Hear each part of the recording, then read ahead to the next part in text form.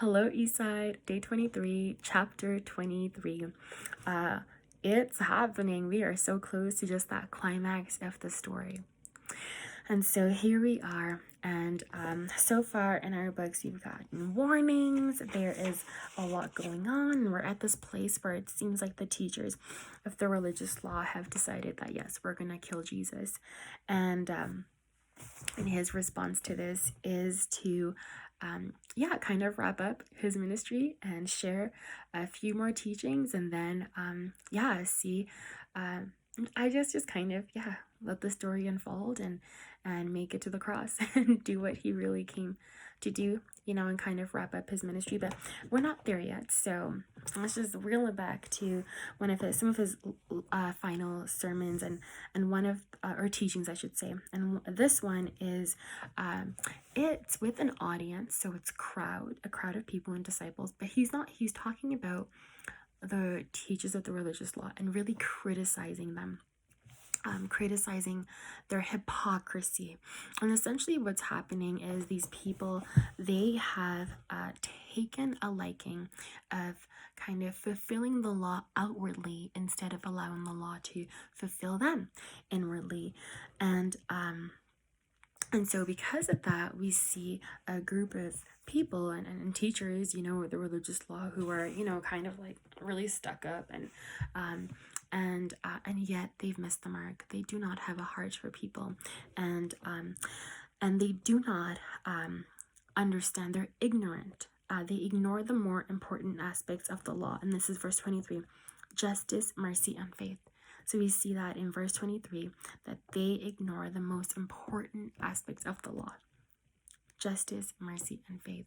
And instead, they're so concerned about tithing perfectly and fasting, outwardly, and oppressing people with dotting their I's and crossing their T's. Now, we have to be careful as we read this passage. They're good at what they do. They are good at teaching the law. However, they fail to exemplify those teachings, to live out those teachings. And so how do we approach this passage? We take Jesus' words to heart. Listen to this. Chapter 23, verse 1-4.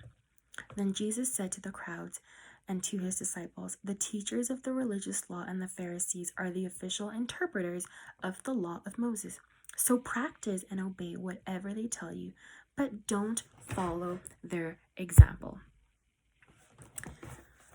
For they don't practice what they teach. They crush people with unbearable religious demands and never lift a finger to ease the burden.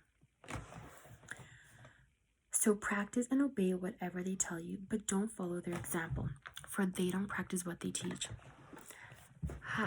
Really, really powerful right there. And so how do we respond to this?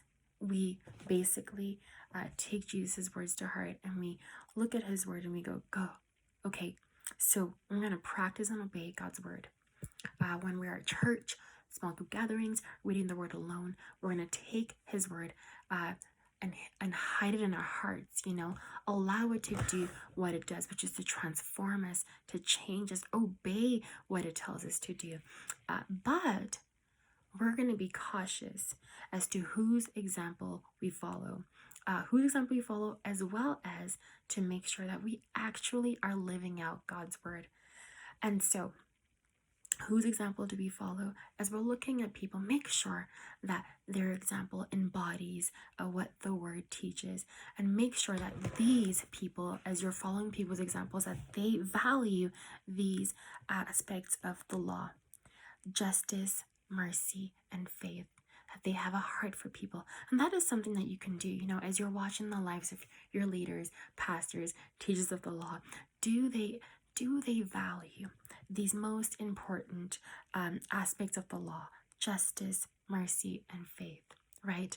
And secondly, ask yourself, am I really practicing what the Bible is asking me to do?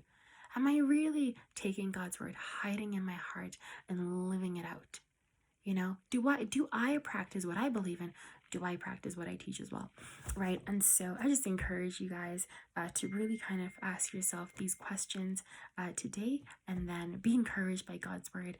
And yeah, well, enjoy your day. Bless you.